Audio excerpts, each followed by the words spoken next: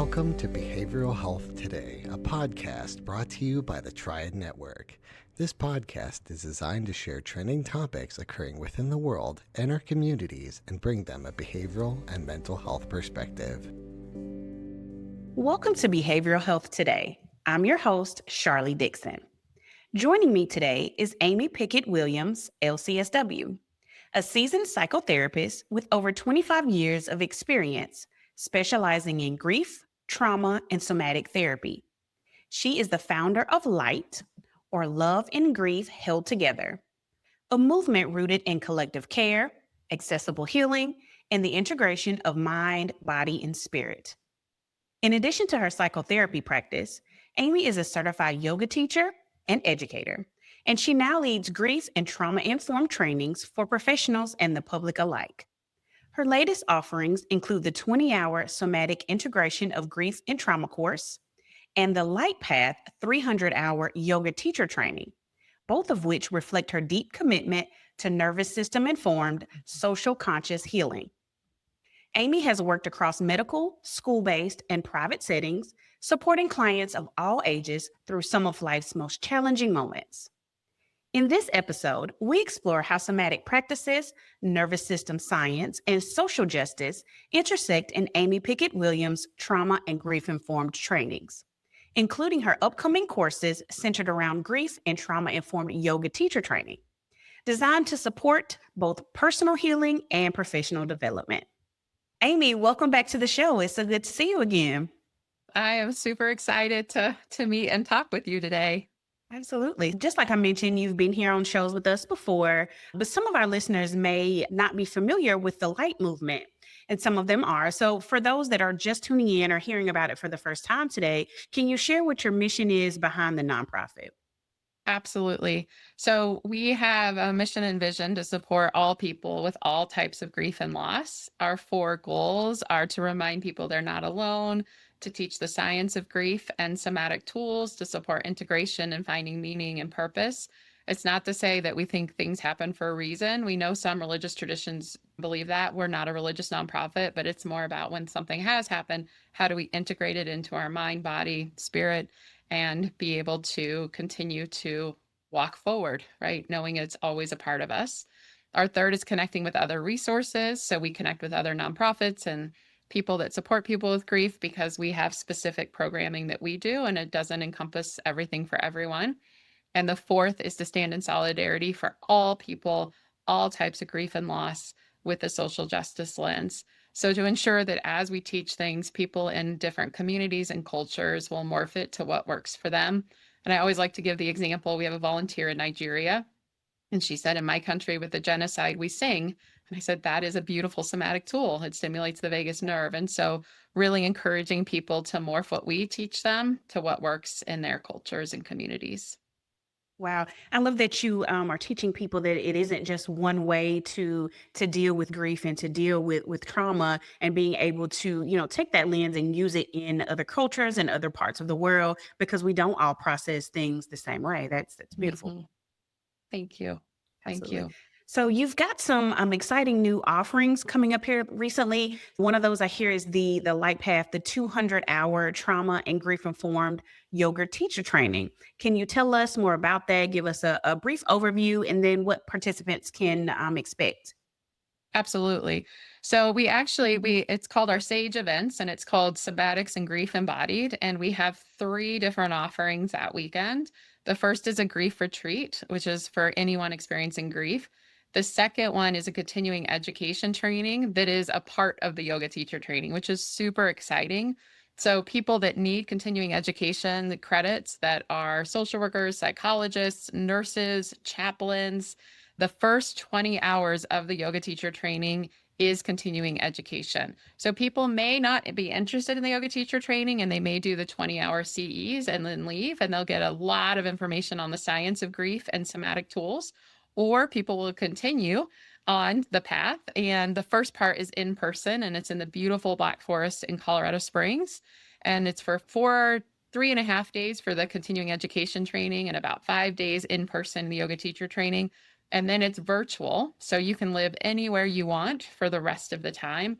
And what's going to be incredible about this program is it's 200 hours plus 100 hours yoga continuing education certification. So it equals 300 hours. But the way Yoga Alliance works, it's it's intro yoga teacher training where you can go out and teach it. But we did not believe we could do it justice. Grief and trauma informed yoga teacher training. So it's an extra 100 hours of continuing credit within Yoga Alliance, because any normal yoga 200-hour training does not give time and space for the extra piece that we want. And the part that's so unique about our training is there are some other trauma-informed yoga teacher trainings, but as far as we're aware, there are no trauma and grief-informed yoga teacher trainings. And our hope is for people to take this training and offer it in the place that they work or volunteer. So we're hoping school teachers and school social workers and school psychologists will take this training. I will say in my private practice, I utilize yoga tools all the time. Where the yoga teacher training is going to include a children's yoga perspective on it. It's going to include a piece of neurodivergency as well, which is so important. It's going to include adaptive yoga. So people even in a wheelchair will be able to take our training. So we know that if you can breathe, you can do yoga. And so that is our hope. We have dynamite teachers that will be teaching this program. And it's a chance to really get these somatic tools out there for people, hopefully all over the world, that will be interested in taking our training. That is awesome. And I mentioned this before, right before we started recording for the show, but in my experience as a school social worker, the school that I was working in, we were just about to start bringing in more yoga techniques. And I'll be honest, as a school social worker, I was a little nervous that I had hardly any experience doing yoga, much less trying to teach these skills to my students.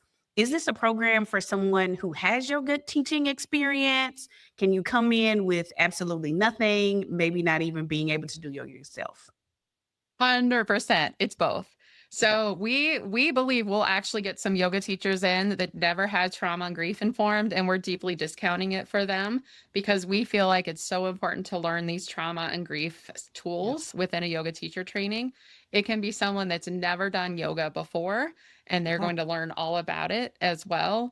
And it's for really, truly any professions. I mean, we may get some people that take the yoga teacher training and end up going into a studio to teach. And that's awesome to have that trauma-informed lens. Our sense is we're going to get a lot more educators, mental health professionals, medical providers, and chaplains that will say, you know what, I want to bring this into what I'm already doing. That's our sense of what the people that might be catered to our program. Obviously, we'll welcome anyone. We believe any yoga class that's offered out there should have a trauma and grief-informed lens anyway. But we hope we're catering to professionals as well that say, I want my clients, I want my students, I want my patients to better understand how to work with their bodies, and so that they can work towards integrating grief and trauma. Absolutely. I past was in school social work, but now I work in the medical field. I work with dialysis patients, and dealing with grief is something that is actually pretty heavy on me today, but it is something that we deal with often just because of the nature of the type of work that we have. And so I am personally interested in this particular offering that you have. And I'm interested in that it is in a grief retreat setting. Can you walk me through, how that experience is structured and why you choose to do it that way? Absolutely. So simultaneously that weekend, we'll actually have a separate grief retreat for people that are experiencing grief that say, you know what, if my goal is not to get continuing education training and I'm not ready for yoga teacher training, I need a weekend to be able to process my grief. And that's for anyone of all ages, including children. And so that will be at the same retreat center. It's this beautiful retreat center. It's called La Forêt. And at the same time, we'll be starting the CE training, which is, again, part of that YTT training. And so it'll also be in that retreat setting. Yoga in the morning and the evening will be combined with all groups, and free time will be combined with all groups. But the people interested in the yoga teacher training or just the CE training will be doing some workshops on different topics, such as the autonomic nervous system and polyvagal window of tolerance, children and development around grief as well, understanding grief theories and why we believe somatics is the number one way to work with grief. And so incorporating all those different pieces. And then we'll also have affinity groups, which is really exciting. And that's true for all 3 programs, where there will be breakout sessions for people that you can connect to. So for example, the yoga teachers training students will likely be together. But if we have people that come into the CE training that say, I just want to do the CE training and I'm a teacher and I want to do those 20 hours, we're going to try to combine them with other educators and medical providers as well. The grief retreat piece, we're going to try to work towards, depending on how many people show up.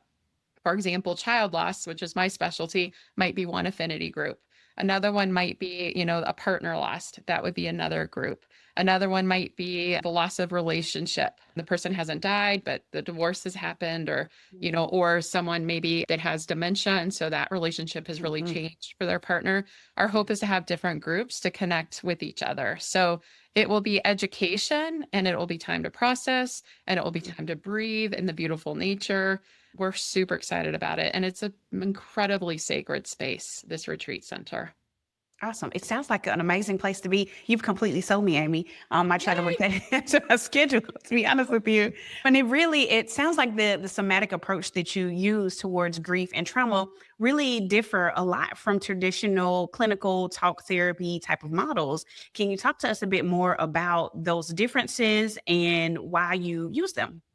Absolutely. So traditional grief models really were that top-down approach. So really that talk therapy. But what we know around the vagus nerve, the 10th cranial nerve, that's bidirectional highway, it actually communicates brain to body about 20% of the time and body to brain about 80% of the time. So even though I was trained and many of us were trained to do talk therapists, we know that works about 20% of the time. And so we have to work with our body. And what we know is that when we have, especially traumatic grief, our nervous system goes into this place of fight or flight, or goes so intensely into the place of dorsal where we're no longer able to really move, or that hypoarousal place.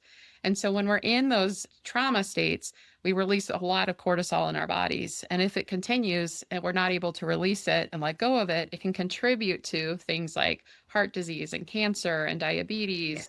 And so if we're only talking, we're not working with those cortisol levels in our body, right? And so we have to learn movement practices, whether it's breath, whether it's through vibration of singing or humming, or gentle movement of the body through yoga or walking or swimming. And, there's so many different ways that we can do that. Cooking, art, there's so many ways where we can use our body bidirectionally. So both sides of the body, we can stimulate the vagus nerve through longer exhales and acupressure points and singing and humming. And we can utilize our bodies through a contraction and expansion, the pendulating of expanding out and contracting in. We do a lot of that in yoga, but we also do that with walking and swimming. And so if we utilize those 3 somatic frameworks, we can work towards integrating it within our body so that hopefully we can continue. And an analogy I always love to give, I've given it on these podcasts, and it's so important to me, is that we don't heal from grief, but we can work on healing and growing. But it's not a final process. Yeah. And so the example we love to give, and it started with Lois Tonkin, who wrote an article back in 1996, and she was working with a patient who had experienced the death of a child. And the woman said, "My grief does not shrink, but I continue to grow around it." And so if you think about like a tree being struck by lightning, that lightning strike has a scar in that tree. That scar will never, ever, ever shrink. But with tender care, co-regulation and connection, and somatic tools, our tree may continue to grow. Wow. That's a really amazing analogy that you've put together right there, because that is really how grief is. Like it leaves a lasting mark on you, but over time, if you work through it, you're able to, again, grow around it and continue to prosper, even with that, that scar that is left with you. It's awesome. Mm-hmm. I really appreciate that you are able to incorporate both scientific and somatic practices. Again, that's not something that, people typically get from traditional talk therapy. It is generally just that conversation, which, not saying that it's not important and not helpful, but being able to, really connect the mind, the body, and even some of those spiritual aspects is really important to helping people, heal through that grief and trauma. That's right. That's right. And the spiritual practices, what's so fascinating, and I love talking about this, is that every spiritual ritual is somatically based. Mhm. So whether you have mala beads, rosary beads, walking a labyrinth, you're standing up, sitting down, you're communing with others, right? Those are all rituals that are somatically based. And so there is that spiritual piece that's connected, whether it's a higher power, whether it's the divine within, whether it's a combination of both, right? There's that very important piece that is work that we utilize in grief work quite regularly. Awesome. Awesome. And as I started to do a bit more research into who you will collaborate with during these upcoming trainings, there's a long list of folks, experts in different fields that you will be collaborating with. Walk me through who else is participating and what each of them bring to the experience, and discuss just their expertise. Absolutely. So, yours truly will be a part of it, the founder of Light, and have had 25 plus years of working with grief and utilizing somatic practices. Katie Matei, she is our board president. She's a clinical psychologist, and her specialty is working with child loss. And will bring a lot around developmental theory through the ages, because we believe it's important not only in our CE training, but also for yoga teachers to understand the developmental pieces of grief from throughout the age, from infant through geriatric ages. We have Alex Ament, who's a clinical psychologist. She's also a yoga teacher, and her specialty is working with neurodivergence. And so she'll bring that piece. We have Joanne Lutz, who is an author and has been a social worker and yoga teacher for almost 50 years. She's written an incredible book, and she's going to be talking a lot on the autonomic nervous system and polyvagal theory and window of tolerance. We have a woman named Pooja Adi, and she is a phenomenal yoga teacher. She has 2 master's degrees in psychology. She has the highest level of yoga teacher training, and she brings incredible culture to us as well. She's from India. She'll be leading it. We have Lisa Tice, who was my yoga teacher several years ago, Wow. who brings incredible awareness of yoga philosophy and yoga history. And we have another woman named Jenny Warner, who has been a children's yoga teacher for many, many years. She'll be bringing that. And we have a woman named Sammy Matei, who's the daughter of Katie Matei, who's been teaching adaptive yoga. And she works at Craig's Hospital, and so works with people that are completely paralyzed. So like I shared Wow. earlier, if you can breathe, you can do yoga. And Wow. that is the goal of our training, is to teach people like these tools are accessible to everybody. Everybody. We'll be right back after a word from our sponsor. Whether you're a longtime or first-time listener to Behavioral Health Today, you're probably familiar with Triad, the company that brings you this podcast. But you may not know that Triad also hosts a community for current and aspiring behavioral and mental health professionals, featuring trending content and education and career resources, all for free. If you are a behavioral or mental health professional, or you're studying to become one, join more than 80,000 people on Triad by claiming your free professional account today. Visit us at hellotriad.com/BHT. That's hellotriad.com/BHT, and join the Triad community today.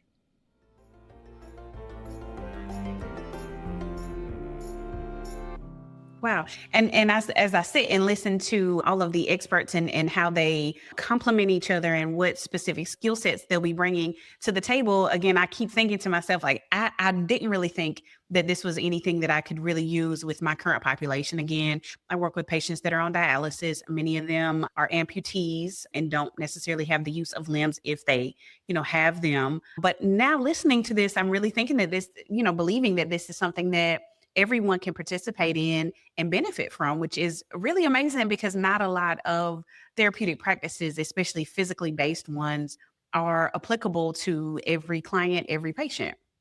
100%. It's accessible for everybody, every Awesome. face, body. Awesome. Excellent. Okay. And so Yeah. you've mentioned that participants learn, different tools like breath work, gentle movement, maybe even some sound healing, some acupuncture. How do these practices support the healing through grief and trauma? Yeah, absolutely. So part of the whole idea of the window of tolerance, right? We have a window of tolerance when we experience who we are as people. And there's a window, and within the window, inside of it, that's that balanced state. Dr. Stephen Porges calls it that ventral vagal state, where we're feeling fairly at peace. We don't ever like to say the word safety because that can be triggering for people, but at peace, feeling balanced. And we still ride this kind of little roller coaster, even in life. Nothing is ever flat in life, ever, right? And then all of a sudden, something happens and it brings us to this state of stress, of trauma and grief. And we go outside of our window. And so we go to that sympathetic state, that fight, flight, freeze response, and that sudden freeze, right? If we get stuck in there for a long periods of time, we can drop actually down in below the window to that dorsal state where we're immobile and hypoarousal, where life, we just don't want to get out of bed. You know, one mama I worked with after her son died stayed in her closet for days on end because she's just like, I can't. And so whether you're in that dorsal state or that sympathetic state, these tools, if you can meet the person where they're at or meet yourself at where you're at, you can utilize these tools to help you get back into that window of balance, that window of peace. So if you're in that sympathetic state, some tools that are more intense movement potentially, if you're able to move, can help you. So you want to meet the mood first. I have 3 mentors and friends that I can call that are, I'm so fortunate. Amy Weintraub spoke a lot about meeting the mood, and Dr. Ariel Schwartz and Joanne Lutz, who's teaching with us, have taught me a lot of things over the years. And so if we're in that sympathetic state, we want to be able to move our body or do some more intense breath work to help us meet at that place, at that sympathetic, or in yoga terms, rajasic state, to help us get back into our window. Just like if we're in that immobile state, in that dorsal state, the last thing that I'm going to want to do if someone told me you need to go for a walk, I'd say there's no way I'm going to go for a walk. I can't even get out of my bed, right? So learning very, very simple tools like contracting and expanding our hands, doing very gentle breath techniques, maybe just gently massaging along acupressure points, maybe working on humming, but humming bees breath, right? Can be very, very helpful when you're in that dorsal state. So these tools will teach people to notice their nervous system state. Where am I right now? What are those sensations in my body? And what tools can help me when I'm outside my window?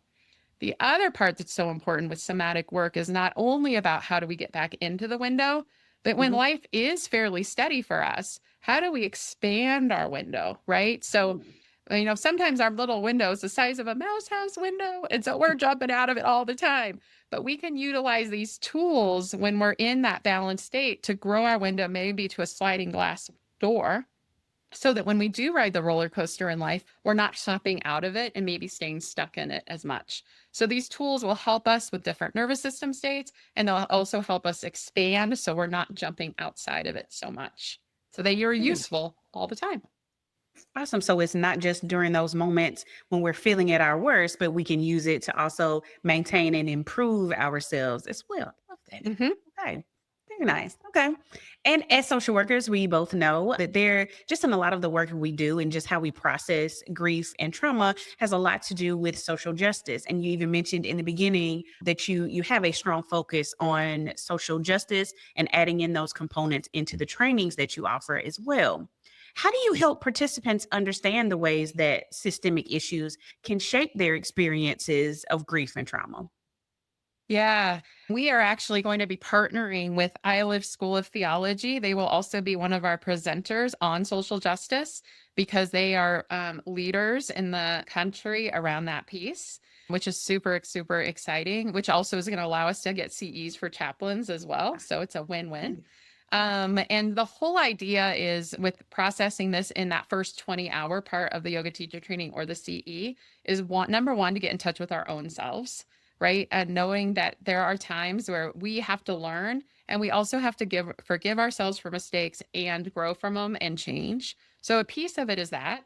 And then the second of it is how do we educate that? I think one example I love to give in workshops is, as much as I love yoga, it has done a very poor job of doing a good job of honoring other cultures. And so it's so important to not cherry pick our techniques and to honor the traditions of it, just like some of the singing and some of the African countries of honoring that, like the example I shared with the woman in Nigeria, our volunteer, and to be very aware because so many somatic practices came from Eastern traditions, Black traditions in Africa. And it's so important for us to be able to say where they came from and how we can honor them in our work together.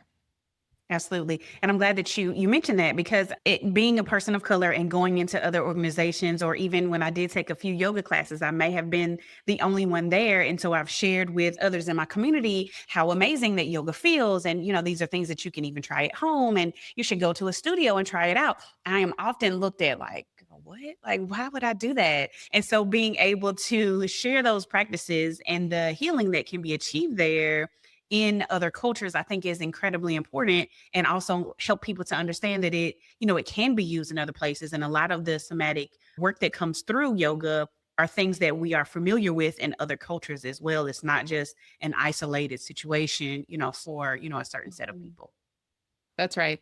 And it's not a fad, right? Right. It's not about the weight loss experience. It's truly an interpersonal, for many, spiritual journey on how to integrate their trauma and grief. Absolutely. And since you mentioned CEUs, for professionals that are interested in continuing education credit, how does the CE process work? I know it can sometimes be difficult to try to get organizations to accept those CEs or create them and allow, organizations or participants to use them. And what should folks know about eligibility, and how can they, get their CEs? Absolutely. So they're able to, we have through a program called SCA in California. So these are for the live credits. So people Okay. that are attending live with us, and it includes the APA. So all psychologists could get it. It includes social workers, as long as their state board agrees to it, which most states, it's very reciprocal. Colorado, where I live, it absolutely is, even though it's through California. So LMFTs, LPCs, nurses as well. Yeah. Because we're collaborating with ILIF, School of Theology, we will be able to get them also for faith representatives like chaplains. And then our goal is also to try to get it for educators as well. We're in the process of getting them for victim advocates too, and maybe even EMTs. Like, our hope is to get as many possible continuing education credits as we possibly can. We're a volunteer-run organization, so we're always looking for volunteers that are in their field to say, yeah, this is how you do it. And we'd love, so if people are listening and they say, oh, I'm a paramedic, then help us figure that out, right? Funeral directors is another one we want to do. That is really interesting. I wouldn't have really thought that, but it makes complete sense, because of course, funeral directors are working, directly face to face with people that are experiencing grief, at their rawest moments. And so to be able to assist them through that process will probably be life-changing for, for everyone involved. It's amazing. That's right. That's right. Nice. Yeah. I mean, it's the one human condition none of us are immune from. And we clearly, in our country and our world, are not doing a very good job of integrating it personally and collectively. So Absolutely. we hope we can change this in our world. Nice. So, Amy, can you talk to me a little bit about some of the success stories, and what types of transformations have your participants seen? Absolutely. Wednesday morning, I offer a class through Light. It's all donation based. A lot of people don't pay. It's virtual and in person, actually. And what's been interesting is it's a gentle class, and I've had all ages in my class, but I've had a number of women and men that are 70 and above. And so I have some people on mats, some people on chairs. And what's been incredible, and a lot of them are grieving, right? A lot of times it's their partner that has died, and that's the reason they show up, especially that population. And they start out by saying, after the first yoga class, wow, I feel kind of relaxed. I feel good, right? And then by the second or third one, they say, I'm starting to notice that during the day, I'm able to do a little bit more without being stuck in that like dorsal state. They don't use the word dorsal, but being stuck in that state of being in bed. I actually want to get up now in the morning. I actually want to maybe do something with a friend, right? So that has been phenomenal. And one beautiful thing about our yoga class on Wednesday mornings, we've had to take a break because our interns stopped and we're getting new interns, but we offer tea afterwards. And that has been an incredible journey for them too, because they do yoga and then they share and they tell their stories. It's not a therapy group. It's just a time to say, yeah, I noticed in this class, or did you hear what happened on the news? And I'm really stressed, but I'm starting to use these tools outside of yoga, right? I'm starting to practice this breathing tool, and it's helping me from what I just heard on the news or what's going on politically in their country right now and world. Absolutely. And again, I keep thinking to myself, like, man, maybe I need to start a class for some of my patients. Because Yes. again, these are things like my patients are, in the dialysis world, it Mhm. most of the time patients come to us, they've, crashed into the hospital and their body isn't working and they are grieving who they used to be. And that is Yes. a difficult process as you must come and sit in this chair in one space and you don't get to move and you're there for 4 hours, 3 times a week. It is an intense lifestyle change. And I work with patients as they grieve who they were and who they are becoming and trying to merge the two of those lives together, all while they see the person that sits next to them and their health may be continuing to decline. And, so it is a lot of mental health therapy that goes, but again, it is talk. And I find this interesting because that's something that I could bring to them physically to help them through this process as well. Thank you for sharing that. 100%. Yeah. And it is. It's, the loss of a human or a pet, but it's also Mhm. loss of health, loss of Yeah. safety, loss of sense of peace, loss of identity, Hmm. right? I mean, sometimes when the school year starts, we get some young moms into our classes that are like, Yeah. my baby's in kindergarten now Mhm. and my life is changing, right? And so there's Absolutely. just so many areas of loss that we experience. And I would love for you to bring that into the dialysis unit. You can bring light there. Yes, I'm really like the more you talk, I'm like, man, I'm gonna call her later because this is something that I didn't know that I needed, but I do believe it will fill a need that has not been met within, and not just my clinic. Most of the clinics that I Mhm. go to, are full of patients that are dealing with the same types of processes, and again, not just dealing with the things with themselves, but maybe even neighbors that they've sat in the same chair beside for a decade and they've passed, and now they have to deal with their own mortality and things like that. So I do think it's an incredible program that you're offering. So thank you for reaching that untapped market because again, this is something that I had not thought about, but I could see it really working in many different areas, not just, one specific type of medical environment or in a school, but it could work in so many areas and help so many people.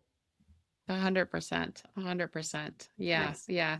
And the other piece that we love to do with Light is also offer workshops virtually and in person. So, we spoke at APA, we spoke at the National Children's Grief Symposium, we spoke at the National Chaplaincy Conference, and we spoke for TAPS, for military families who experience the death of a loved one. We feel so called to that to be able to bring these tools, even in shorter workshops. Obviously, I'm desperately want people to attend our SAGE events because it's such an intense training and it can really bring stuff. But even just a taste of that, that's something we love to do. And it may bring people then to our SAGE events too. So it's one of our favorite things to do as well. Nice, nice. Thank you for sharing. And so, for anyone that's listening who may be sitting with their own grief or trauma or burnout right now, what would you want to say to them, and how can we work with them to get them out of that window of tolerance? Yeah, yeah, and actually back into their window of Yeah, tolerance, right? thank you. Yeah, when Mhm. it's outside of it. Yeah. And I would say, the number one thing is notice what you're feeling in your body. What are the sensations, right? And so many people are just so detached from that. They'll say, I don't know, I'm just sad. Well, what does sad feel like, right? And so when we sit with that, we start to notice maybe a heaviness in our chest. And so once we notice that piece, then we talk about, well, what can we do in our chest to help us maybe decrease some of that sensations or change the sensations? So maybe it is heart opening up, expanding your arms out, pushing shoulder blades together, and then saying, wow, this feels a little different. It's not so heavy because I've expanded out, right? If I'm like so amped up and terrified in my fear and everything, then I think what's so important, and I just feel like I can't sit still. So what do we do with that? What does it feel like? Like my legs are just like they're almost shaking. I can't do anything. Well, obviously just sitting there is not going to help it. So let's move. Let's walk. Let's tap our toes if we can't walk. There's different things we can do in our bodies when we're experiencing that. So starting with sensations and then noticing what it feels like in our body. For those that are really interested in Eastern kind of philosophy with chakras, there's a lot of really cool information on that too, on where we hold grief and trauma in our body. It's also midline in our body. It's connected to our autonomic nervous system and it's connected to our endocrine system. Everything is midline. So there's many routes and ways to go about this. Obviously, if you do yoga teacher training, you're going to learn about chakras, which is kind of cool. If you do the CE training, you're going to learn about a lot of the autonomic nervous system and the vagus nerve and the endocrine system and how it incorporates. So there's many ways to do that. Nice. Okay.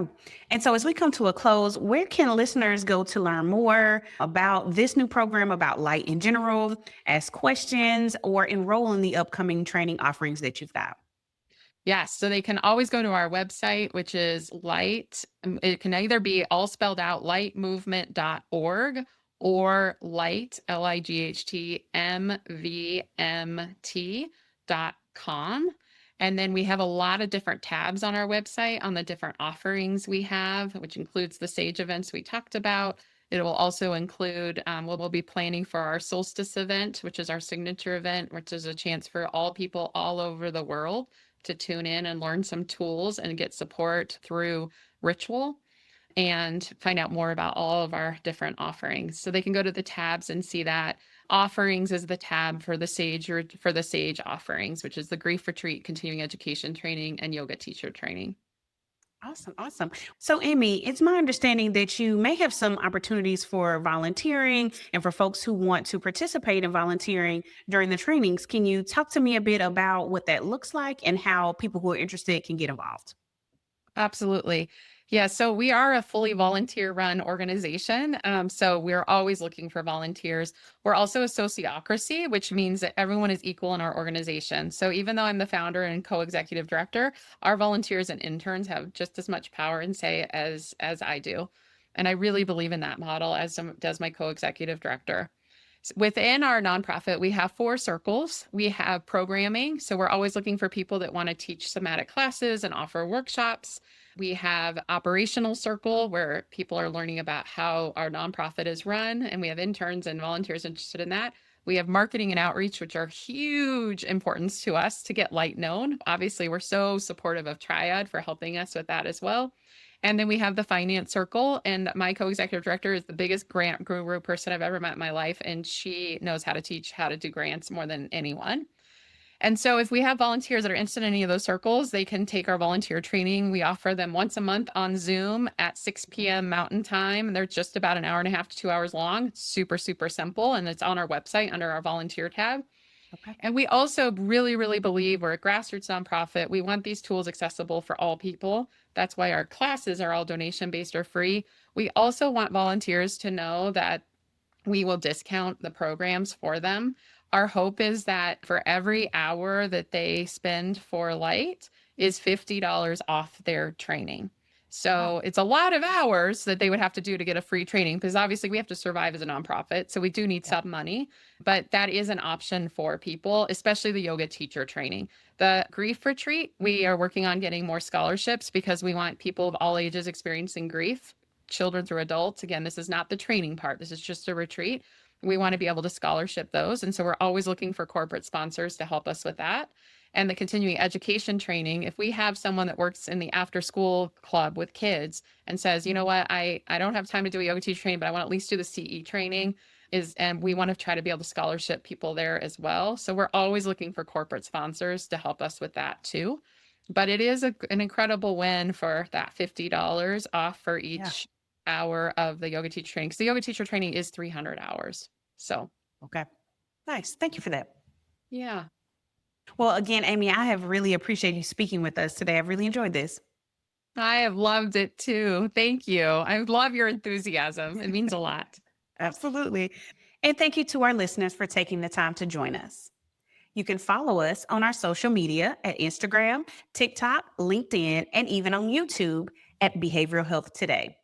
And if you like our show, please be sure to give us 5 stars and leave us a review. As always, the resources for this episode and an archive of all of our other episodes can be found on our webpage at triadhq.com/BHT. And we look forward to having you back with us next time on Behavioral Health Today. We appreciate all the support from our community, and if you like our show, one of the best ways you can support it is by giving us a 5-star rating and leaving a review. Behavioral Health Today is a podcast part of the Triad Behavioral Health Network, all rights reserved.